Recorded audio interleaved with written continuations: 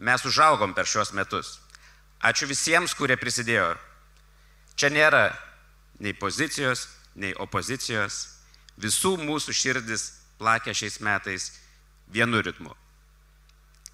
Medis tai tik simbolis. Jisai išvažiuos, jisai toliau darys stebuklus kitame mieste, bet nuo to medžio liko gilė,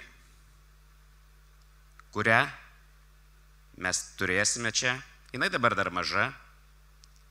Tegul tai būna atspirties taškas šie metai.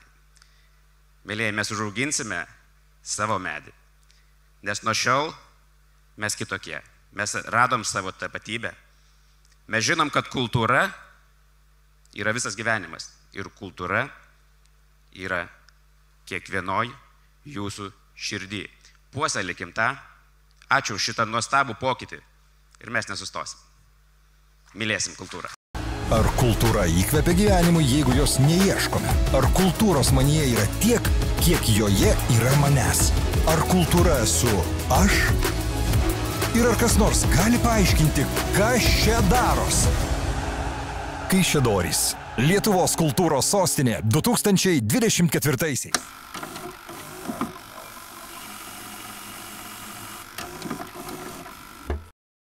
Pati pradžia labai jau seniai buvo, jeigu neklystu, 2021 metais, kai ministerija skelbia konkursą Lietuvos kultūros sostinių kas 3 metus ir gali pretenduoti.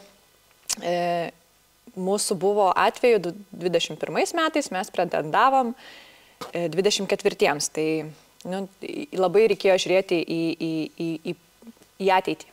Tai mūsų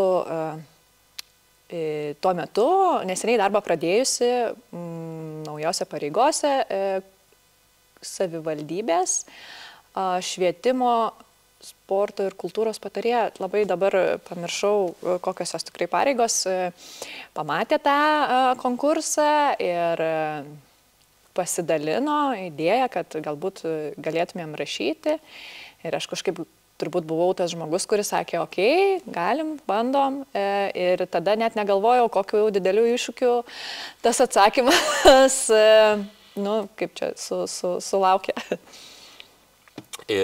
Taip parašiai, sunkus buvo? Kaip tai vyksta? Tai mūsų skyriaus vedėja, vis tiek buvo pagrindinis tas žmogus, kuris kuravo visą projekto rašymą, bendravimą su rajono kultūros įstaigom, kultūros centrais, biblioteka, muziejum. Ir kadangi tas projektas apima ne tik tai Kaišiadoris, bet ir visą rajoną, rinko tą informaciją iš visų kultūros žmonių, idėjų lietų. Ir tas idėjų lietus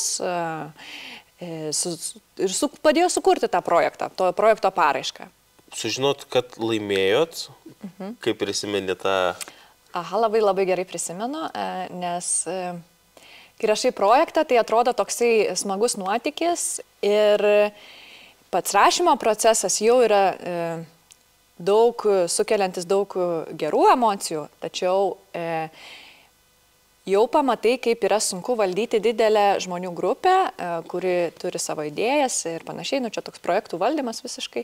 Ir kai mes socialiniuose tinkluose pamatėm kultūros ministro įrašą, kad sveikiname nugalėtojus, tai man asmeniškai nubėgo šiurpuliukai ir aš labai išsigandau.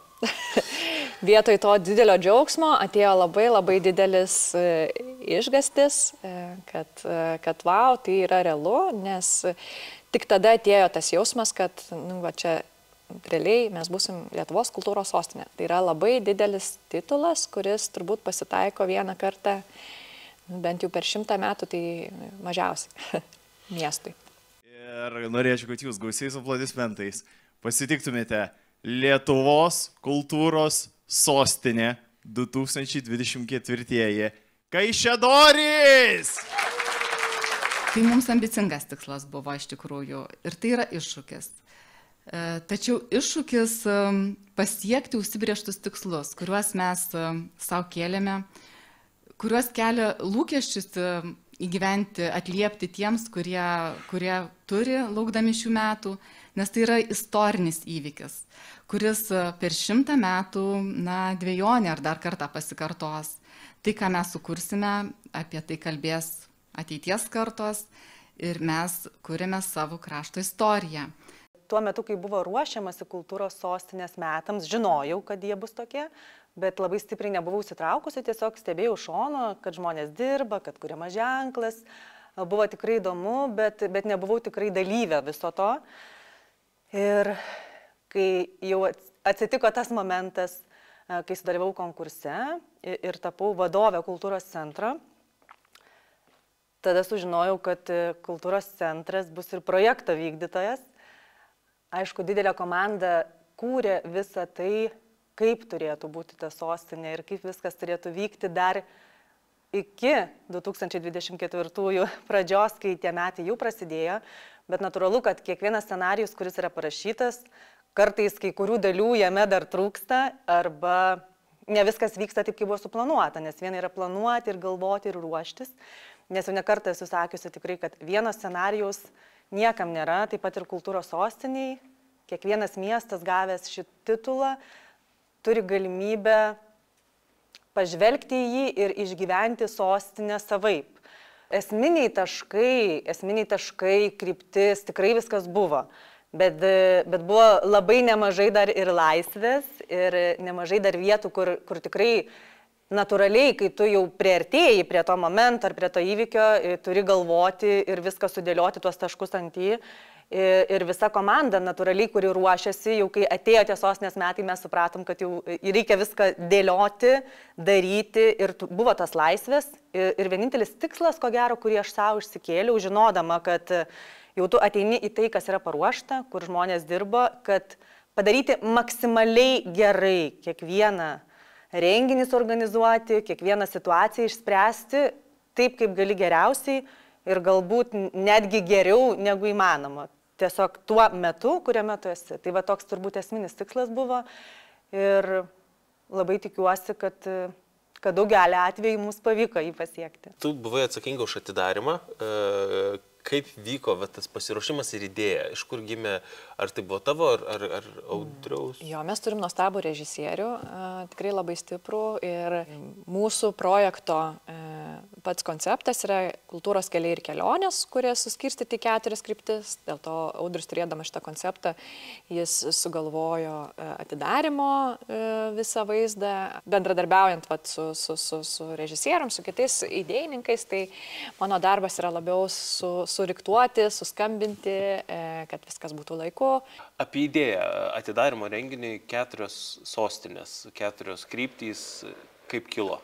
Tai turbūt šitas dalykas paraleliai viskas, kai pradėjo judėti bendra koncepcija, bendra kultūros sostinės mintis, kryptis, kai surutuliavo, kad keliai kultūros reiškia logotipo atsiradimas, reiškia vadinkim pateikimas, kada šitie dalykai susiklijavo ir kada atsirado logo, kad būtent 4 keliai, ženklas, 4 sostinės aplinkui ir šitas skaičius 4, tai va šitas mintis tada ir piršusi natūraliai, kad reikia kažką panašiai ieškoti šito varianto ir taip tada gimė mintis, kad galima būtų padaryti, kadangi ir 4 kryptis įsikristalizavo, pradžioje gal buvo projekte daugiau tų kelių, bet paskui buvo sutraukta į 4, kad būtų aiškiau žmonėms, žiūrovam ir paprasčiau gaudytis tarp tų kelių, tai 4 kryptis, tai va tai turbūt ir inspiravo, kad galbūt reikia padaryti, reiškia, atidarimą, kuriuose būtų ten pristatytas kaip 4 kryptis, kadangi ir scenos buvo iš visų pusių, tai gavosi, kad mes taip ir žiūrovą pastatėme į centrą, kad jie galėtų žiūrėti visom 4 kryptim. Tai va ta idėja taip ir išsirutuliavo pagrindinę. Nu ir va tada įgyvendinom šitą mintį. Bet techniškai tai nebuvo pats paprasčiausias, galima gyvuoti tiesiog ant scenos kažkaip sakyti, va, pirmą, antrą, trečią. Kodėl, va, nusprendėt, nu, tikrai atrodo per galvą šiek tiek verstis, padaryti įdomiai, gražiai vietoj to, kad pasirinkti lengvesnį įprastą kelią. Nes čia turėt nuspręsti ir kiek žmonių tilps į vidurį. Padarysit per toli, atrodys negražiai, žmonės nesusieks. Padarysit per arti, neturės žmonės kaip sueiti. Toks, nu, daug iššūkių pasidarėt. Taip, čia aišku šitą dalyką ne vieni patys tada skaičiavom su techninė pusė, techninė komanda, kuri pasakėm, ar įmanoma tai padaryti, kadangi buvo prieš tai jau čia, kadangi turėjome laiko palyginus, gal kaip kiti kultūros sostinėm, kiti miestai, tarkim, kitas tik būna greičiau, kaip paskelbė kultūros, reiškia, ministerija, kas laimėjo konkursus ir kas toliau, kuriais metais kas bus kultūros sostinė, tai mes gal turėjom laiko tam dalykui. Tai su vienu, tarkim, techninė komanda, kuri darėm renginį vasaros metu, tiesiog jau iš anksto pasakiau, paklausiau, jeigu mes turim tokią idėją, ar tai įmanoma ar ne, tai tada, reiškia, pasižiūrėjo iš karto vietoje, pasižiūrėjo, sako, nu, galima bandyti, sako, šitą dalyką įgyvendinti. Tai tada, sako, tik tai reikia pasiskaičiuoti, kadangi, nu, ten techninė pusė suprantantis žmonės supranta, kad yra garso, reiškia, klausimas, kaip čia bus, ar reiškia, kad jis nepabėgtų, kad visi žiūrovai gerai girdėtų.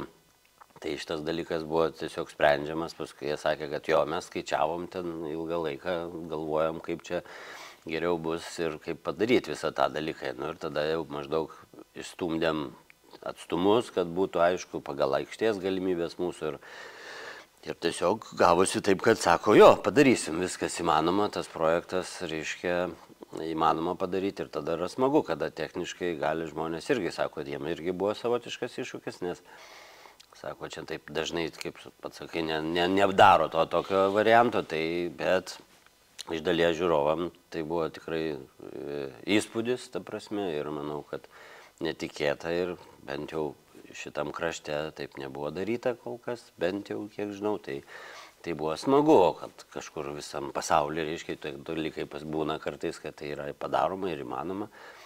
Tai mes, kadangi kaip sostinė, tai pabandėm šiek tiek užsikrauti savo tą didesnį tokį išbandymą, kad tai nebūtų tipiškas eilinis koncertas, o kad būtų kažkas įdomiau. Tai va, tai šitas mintis, sakykime, nu, paskui žmonės kiti girdėjom atsiliepimus, kad gal ir buvo nustebinti ir smagu. Tai šitas turbūt svarbiausias ir buvo siekis kažkiek nustebinti ir patiem. Padaryti kažkaip kitaip, negu įprastai. Tai gal ten buvo žmonių, galbūt, kurie ten turėjo minčių, kad gal kam čia reikia daryti lauke, gal tai reikia daryti tada kažkur salėje, taip toliau, bet tada tu automatiškai pasidarai mažesnės auditorijos, reiškia, vadinkim, šalininkas, o čia vis tiek norėjosi galbūt, kad, nu, miestas, svarbiausia, kultūros sostinė vis tiek, jeigu Kaišiadorys tampa, tai turėtų būti kuo daugiau matomas, manau, šitas reikalas visiems. Tai kaip parodų koordinatorė, kas buvo jūsų tokie vinys šių metų pačios? Nu, aš taip kaip parodų koordinatorė sakyčiau, be abejo, kad Griškevičius. Be abejo, kad Algis Griškevičius, tai čia tiek, kiek aš čia dirbu, tai tokios stiprios, profesionalios parodos tikrai nėra buvę niekada. Nu, aišku, prisidėjo, kad kultūros sostinė, dėmesys kitas, bet ir pats autorius, jų daug yra šitoj salėje buvę, labai daug, bet tokio grando mes tikrai nesam turėję.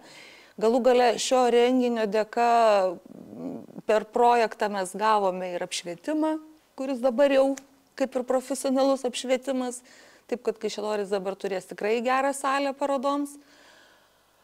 Na ką, toliau buvo tas vadinamas arsmiksas.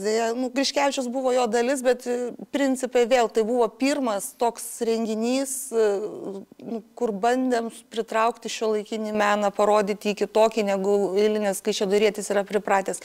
Labai buvau nustebus irgi, kad susilaukė daug dėmesio iš vietinių, net iš pagyvenusių žmonių padėkų, kad paįvairinom, kitai parodėm.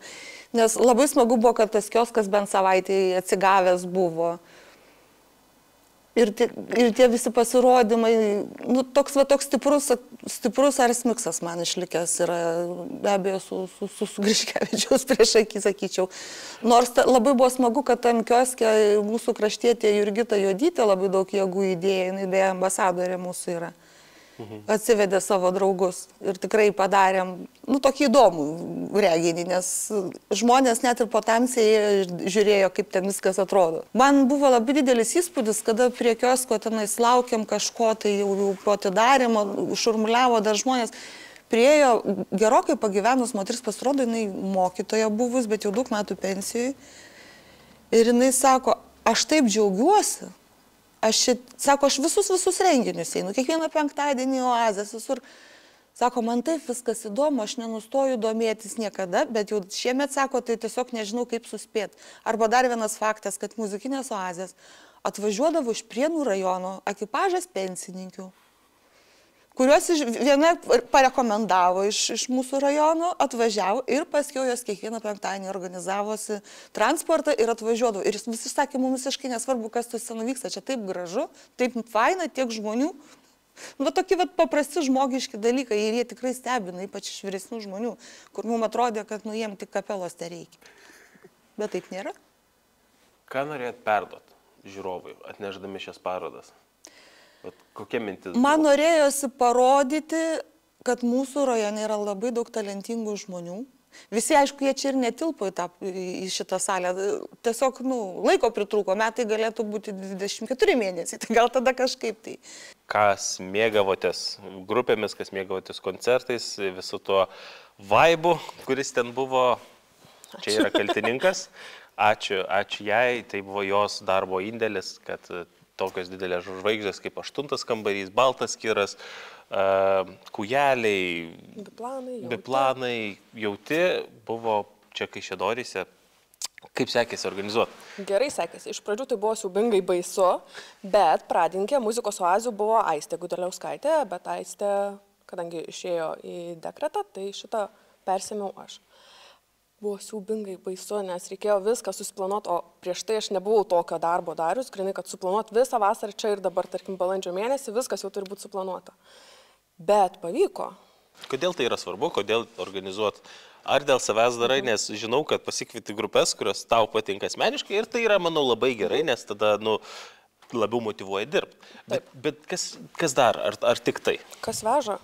Tas dabar, pavyzdžiui, šiais metais, tai tas bendruomeniškumas, kai irgi bet kam gali paskambinti ir tu žinai, kad gausi kažkokią pagalbą. Reikėjo stendų, metalinių stendų. Skambini, ar galėtum taip, derini. Jo, viskas susiderina. Tiesiog pažįstami draugai ar kažkas, kas tapo jau draugai per šitos metus. Kas dar veža, tai mano savanoriai veža. Turiu 13 vaikinukų, kurie visas muzikos oazės padėjo, kad būtų jauki atmosfera, padėjo su sėdmaišiais, su pledukais, garsistam su aparatūrom padėjo viską susinešti, tai be jų tai nebūtų taip fainai. Kodėl jie tai daro? Kodėl jie padėjo? Kam savanoriauti iš visų? Kam savanoriauti? Tai jie tai mūsų ateitis bus ir aš galvoju, mūsiškiai, jeigu visas jaunimas toks būtų atsidavęs, kaip jie atsidavę, dabar šitą bent jau vasarą buvo, tai kosmosas, Kaišiadoriečiai geruliai yra. Tiesiog jiem patirtis, visi su žvaigždėm susifotografavo, jau gali, nežinau, tiesiog pačius užkulisius žino, kaip pavyzdžiui, aš dabar sužinau 33 metų, o jie jau 14-15 būdami jau žino, kaip tai vyksta ir jie jau kitaip reaguoja į tai. Dabar kokį renginį turim, tarkim, scenoj salėj spektaklis, jau rašo žinutę, mačiau bus renginys, ar reikia pagalbos. Tiesiog taip. Buvo tų momentų iššūkių, kur tikrai mes daug ką darėm pirmą kartą ir pavyzdžiui mūsų rekordai, tiek stalo rekordas ilgiausio, tiek gitarų rekordas, niekada nesam to darę ir mes nežinom, kaip tą daryti ir tu tik tai turi tokį pajautimą gal, kaip reikėtų daryti, bet nežinai, kaip bus, nes ne nuo tavęs daug kas priklauso, tai yra daug žmonių, didelė komanda. Ir visas tas džiaugsmas tikrai, kad mums pavyko, mes padarėm ir per pakankamai trumpą laiką, dabar galvom, jeigu turėtume daugiau laiko pasiruošimui, čia galėtum viską planuoti, sudėlioti, bet mes nežinodami, kaip per trumpą laiką padarėm ir ko gero tai yra dėka to susitelkimo visur. Vat iš tų momentų, tai man gal rekordų fiksavimas labiausiai ir įsiminė, nes buvau abiejose tiek gitarų rekordė, ten man su racija ten reikėjo, žodžiu, kalbėti, ar jau užfiksuota, ar įsirašė, ar viskas gerai girdėjosi. kalbant apie stalo rekordą, tai visi tie 430 virš metrų tiesiog turėjo būti užfiksuotas visas stalo ilgis, žmonių labai daug. Ir va tuo metu tikrai, kaip aš juokavau kažkur, kad širdis ko gero ilgiausiai buvo sustojus matuojant stalą, todėl kad ten labai tas toksai įtemptas buvo metas ir kai viskas pavyko, tikrai buvo labai didelis džiaugsmas, nes nežinodami kaip, labai sklandžiai viską padarėm. Tu buvai atsakinga už 2 įsimintiniausius tikriausiai šių metų renginius, tai yra rekordai, kuriuos tikrai visi minė, tai buvo ilgiausio stalo su vištiena rekordas, atrodo taip, ir daugiausiai vienu metu grojančių gitarą žmonių Lietuvoje rekordas. Taip. Kaip sekėsi juos įgyvendinti? Viskas buvo labai sklandžiai, iš pirmos akimirkos viskas pavyko ir jokių problemų nebuvo tikriausiai. Šiaip iš tikrųjų pakankamai tiesa sakai, nes pradžioje atsimenu, kai praėjo miesto šventės pirmoji diena, galvojau, sklandu. Antroji diena, galvoju, vis dar nėra dar sunku, vis dar gerai, praėjo, laimingai. Trečioji diena buvo ta diena, kai vyko gitarų rekordas. Aš buvau tas žmogus, iš viso rekorduose buvau tas žmogus, kuris nuo pirminių dokumentų sutvarkymo iki galutinių dokumentų pateikimo tam, kad rekordas įvyktų, kad rekordo akreditavimas įvyktų. Tai, žodžiu, kai vyko jau gitarų rekordas, sklandi registracija, paskutinis žmogus atbėgo į rekordą, kai mes dar buvom scenoje, tai tikrai buvo labai buvo smagu, kad viskas sklandu. Mūsų paskutinį žmogų užregistravo mūsų darbuotojas, vairuotojas, nes jisai pagavo kažkur besiklaidžiantį, žodžiu, su ta gitara, sako, tu turbūt į rekordą ir greitai atvedė tą mergaitę. Dokumentai jau buvo pas mane, jisai pasiėmė tos dokumentus, užregistravo. Tai ir tada jau gavome informaciją, kad vienu žmogu daugiau, ta prasme. Buvo labai smagu. Tada buvo ta diena, kuri irgi praėjo sklandžiai.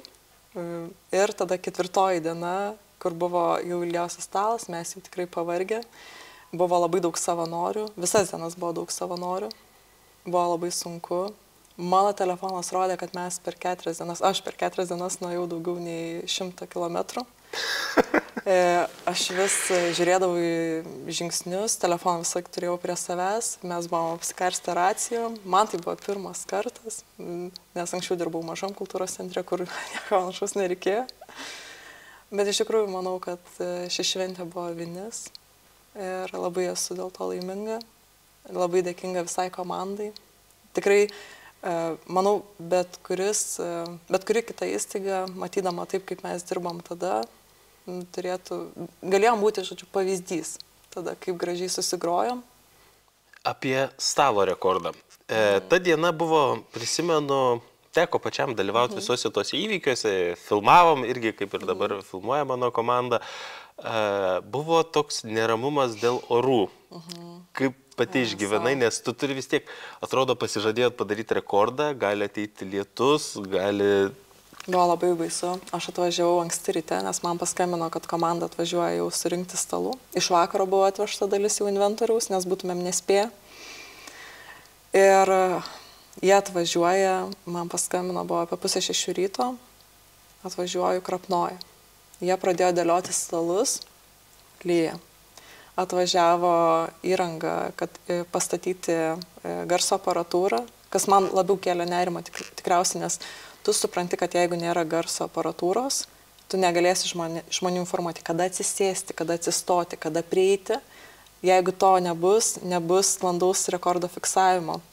Jie prieis prie to stalo, kad ir pliaupiant lietui, atsisės prie to stalo. O tai negali įvykti, mes turim scenarijų, kaip turi būti, ir lyja.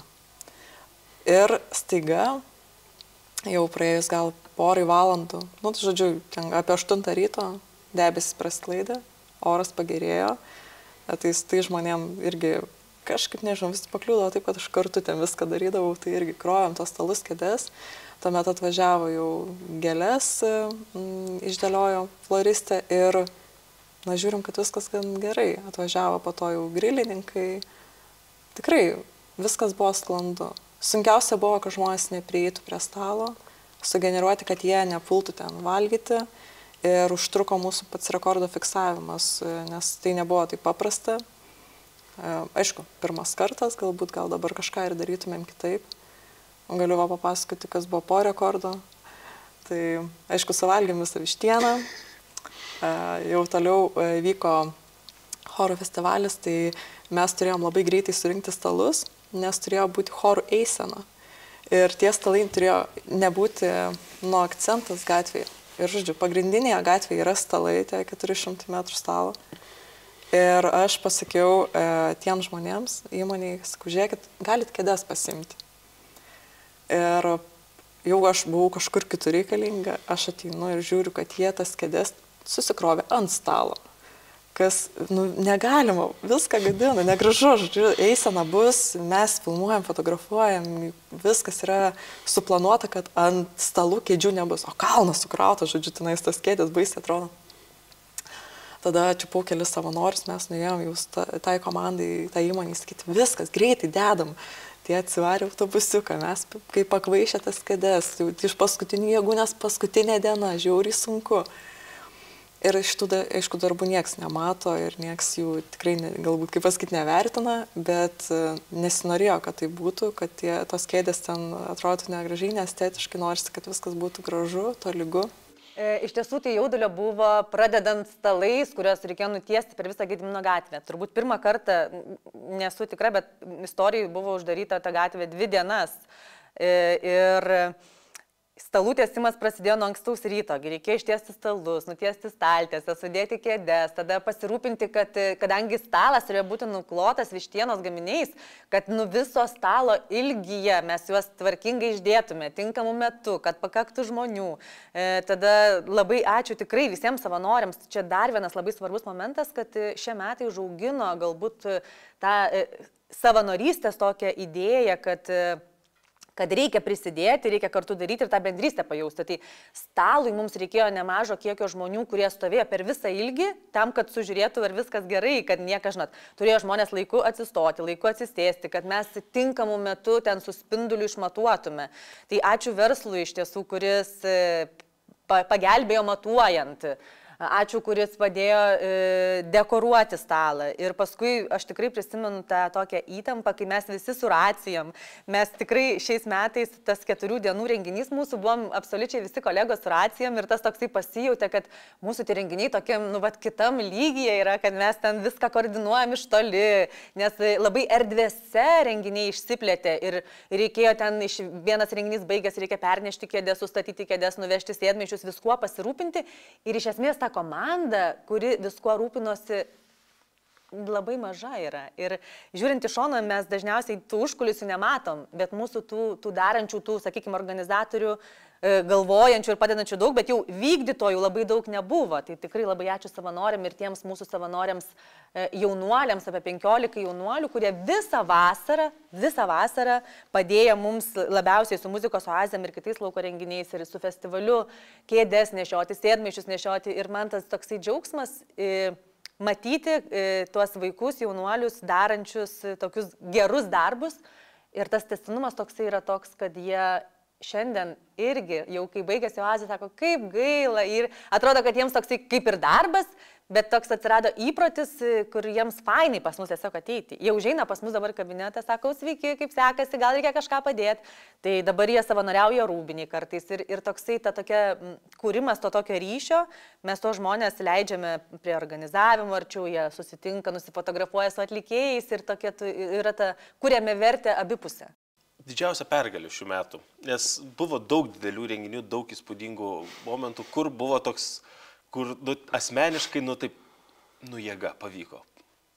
Aš manau, kad galbūt yra svarbiausias tas dalykas, kad turėjom galimybę padaryti didelės apimties renginius ir niekuo galbūt nenusileisti didžiųjų miestų, tarkim, programoms, ar ne? Aš suprantu, kad palyginimui, reiškia, čia aš paskui ir, sakykime, kada buvo aptarimai, tarkim, sakydavau ir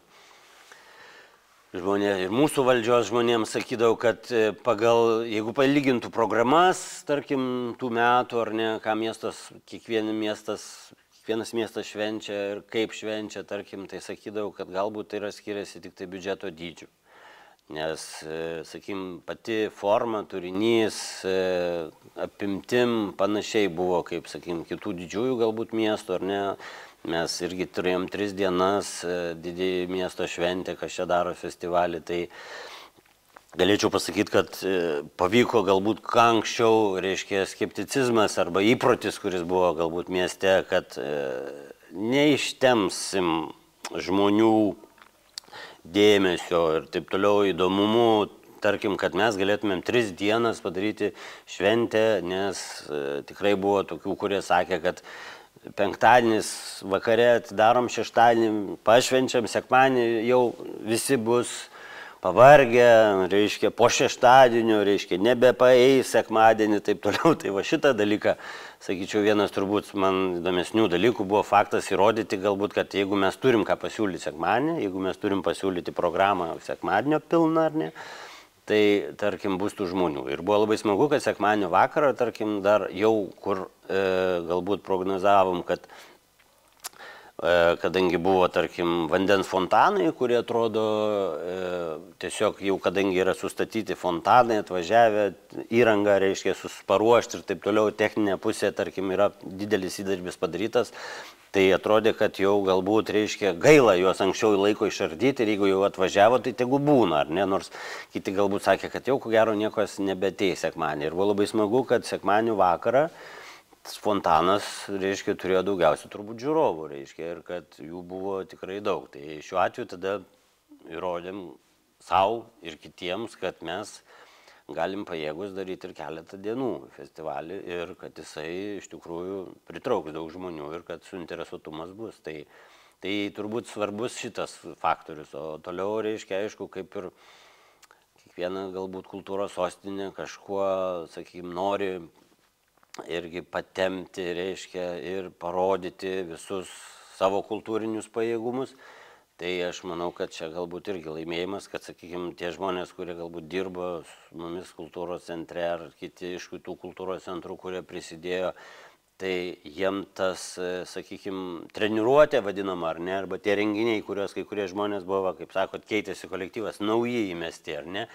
Tai aš sakyčiau, čia yra neįkainojama pergalė jiems. Iš tiesų, tai vat, labai gražiai yra, tikrai Saulius yra sukūręs tą video tokį pradžios, mūsų, sakykime, metų pradžios, kur mes klausėme jame, kas yra kultūra. Ir čia toks taškas tikrai labai geras, ten kyla labai daug klausimų ir mes visus metus bandome juos atsakyti.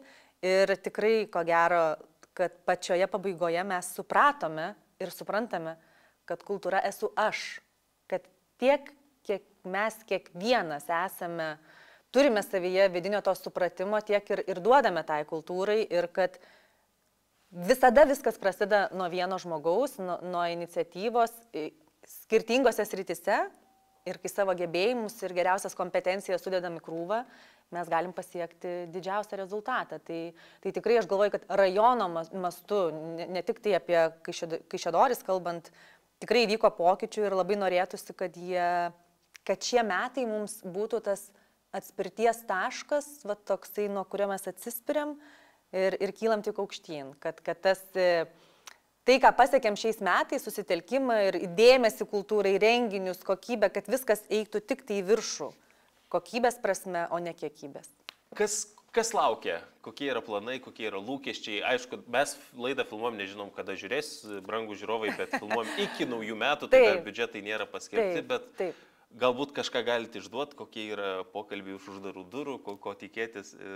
Nes jau kolegos išdavė, kad oazės tikriausiai nepasibaigs ir tęstinumas kažkoks bus. Kaip su kitais? Taip, tai iš tiesų, nors, kaip sakau, šie metai dar nesibaigia ir mes turime daug čia darbų visokiausių ir pabaigai visko planuojame, bet turime galvoti ir apie kitus metus, nes kitų metų biudžetas planuojamas dabar yra. Ir tikrai ta gera žinia, kaip aš sakau, tas didžiausias pokytis kultūros sostinės yra tai, mano manimu, kad tie žmonės, kurie priima sprendimus, tiesiog galvoja, kad kultūrai reikėtų skirti panašų dėmesį visomis prasmėmis, o ypač finansinė. Tai yra didelis džiaugsmas ir tuo pačiu atsakomybė, todėl kad svarbu ne tik tai finansavimas, bet svarbu ir kaip mes tą finansavimą tinkamai panaudosime. Tai čia grįžtant prie to, kaip mes turėtume viską apgalvoti, susiplanuoti ir tikrai jau planuojame kitus metus ir jau žinome, kas liks. Ir muzikos oazės, tai čia tikrai toksai planas yra tas vasaros mūsų įvykis ir didysis festivalis, kuris dabar kaip tik dėliojame, kokiam formate, kaip jisai turėtų atrodyti. Ir šiuolaikinio meno dienos irgi, ir renginiai didesni, kurie yra kitų rajono kultūros centrų ir vietovių, kaip sakau, vizitinės kortelės, jie irgi lieka, tie, kurie buvo stiprieji. Tai ta kultūros kelionė tęsiasi ir dėmesys valdžios yra labai panašus, o mes tikiuosi labai, kad turėsime to nusiteikimo ir motyvacijos dirbti lygiai taip pat daug ir kitais metais. Tai palinkėsiu tiesiog visiems, kad šitą dalyką priimti kaip pamoką, priimti kaip kažkokią gerą patirtį ir paprasčiausiai gyventi taip, kaip kad kiekvieni metai būtų kaip ir lik ir kultūros sostinė, tik be tos įtampos.